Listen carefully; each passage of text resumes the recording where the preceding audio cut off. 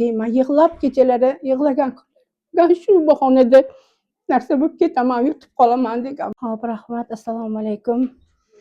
Tinchligingiz sog' bo'lsin. Avvalambor bu kasalim boshlanganiga 4 yil 5 yil bo'ldi.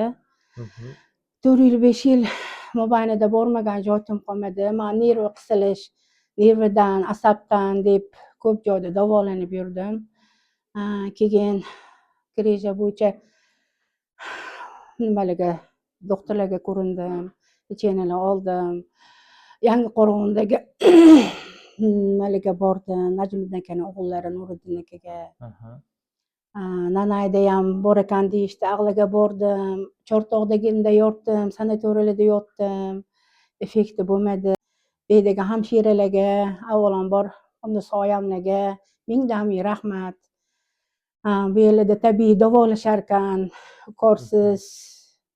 Hamma narsa shart-sharoitlar yetarlik.